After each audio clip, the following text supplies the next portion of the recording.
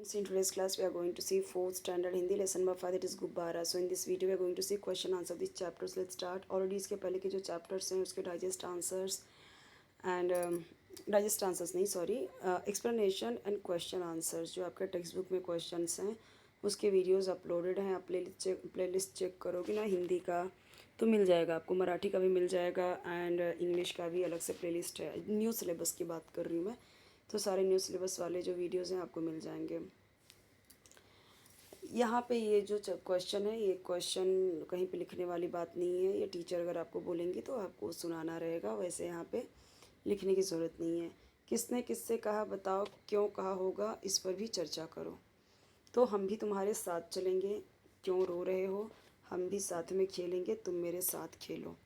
ये आंसर देखेंगे. उसके बाद ये जो शब्द दिए गए हैं तो बाल शब्दकोश की सहायता से ढूंढ कर लिखो, यानी इन शब्दों के अर्थ मीनिंग लिखना है. तो ये दो क्वेश्चन के आंसर्स पहले देखते हैं हम.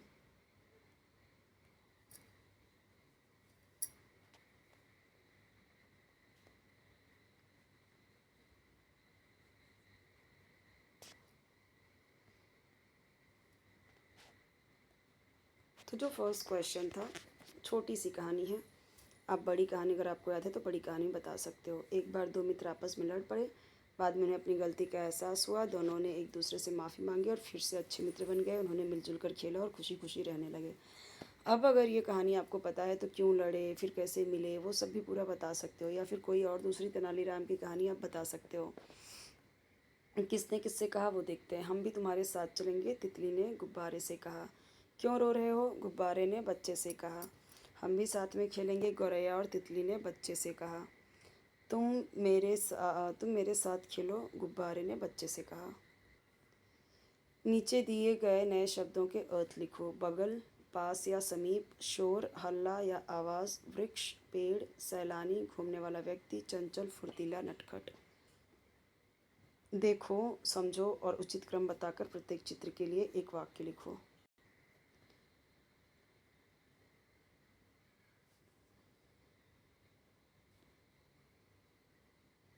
जो सैलानी का मतलब क्या होता है, घूमने वाला व्यक्ति. जो घुमक्कड़ होते हैं, चंचल, घुमक्कड़ नहीं, घूमने वाला व्यक्ति यानी जैसे कोई पिकनिक पे आया है, पिकनिक पे घूमने आए हैं जो लोग, वो सैलानी होते हैं.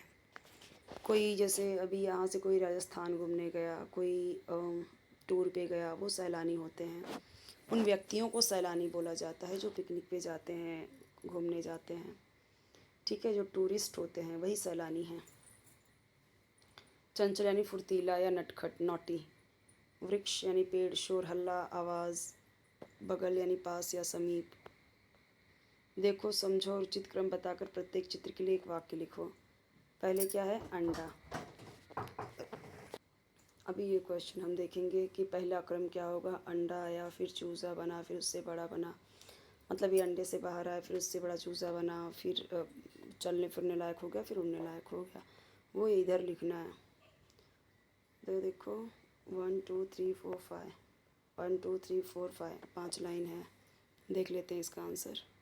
अभी यहाँ पे देखो, अंडा, अंडे से बच्चा निकला, छोटा चूज़ा बड़ा होने लगा, चिड़िया उड़ने लगी, चिड़िया पेड़ पर बैठ गई. और दोनों भी बोल सकते हो, हाँ वो भी सही है. चिड़िया उड़ने लगी और उड़ के आके पेड़ पे बैठ गई, ये भी सही है.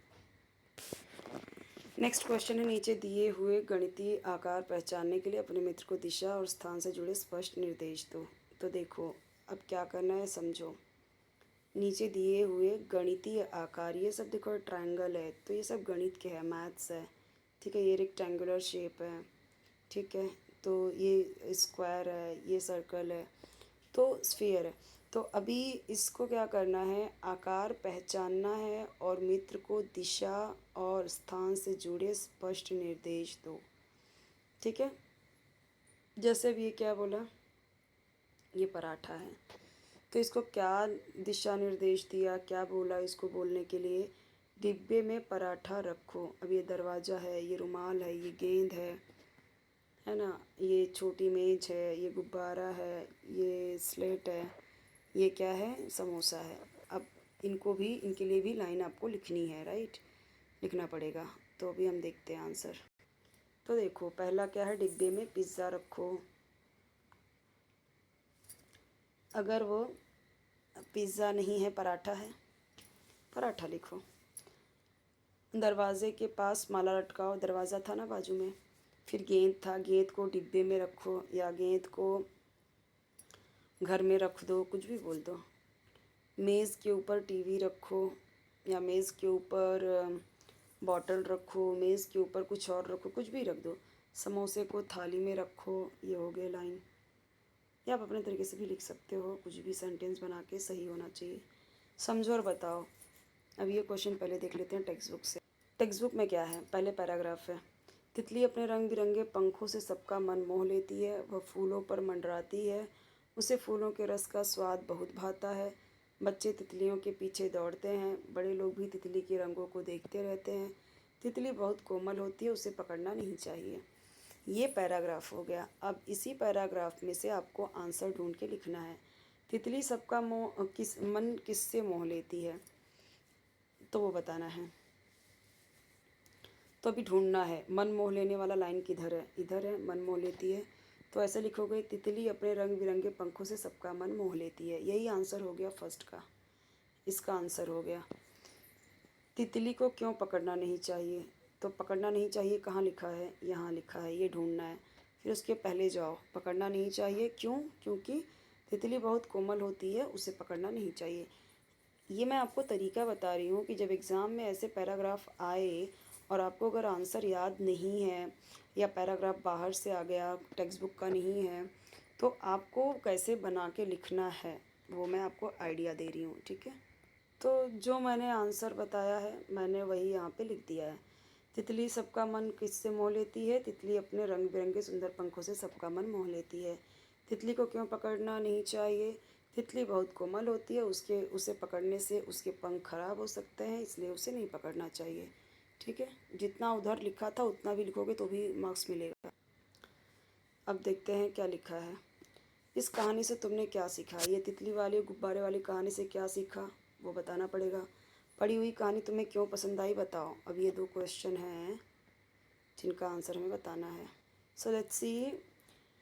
हमें सभी के साथ प्रेम और मिलजुल कर रहना चाहिए तथा किसी दुखी व्यक्ति की सहायता करनी चाहिए। पढ़ी हुई कहानी तुम्हें क्यों पसंद आई, यह कहानी मित्रता, सहयोग और दूसरों की मदद करने की सीख देती है, इसलिए मुझे यह कहानी पसंद आई, है ना। सो ये चैप्टर यहाँ पे कंप्लीट होता है। इसका एक्सप्लेनेशन हो गया, इसका क्वेश्चन आंसर भी हो गया।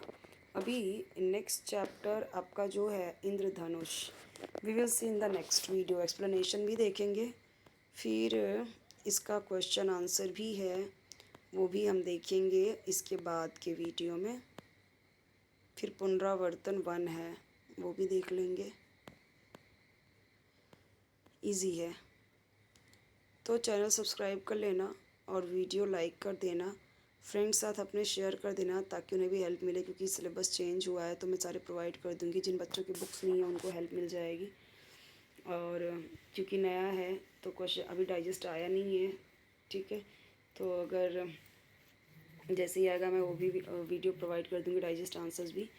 और कोई भी वीडियो चाहिए कमेंट में बताइए, इसके आगे के जो भी वीडियो हैं वो प्रोवाइड करते जाऊँगी। बेल आइकन प्रेस कर देना, उससे क्या होगा जब भी न्यू वीडियो अपलोड करूँगी आपको उसका नोटिफिकेशन इसलिए मिल जाएगा, आपको ढूंढने की ज़रूरत नहीं पड़ेगी।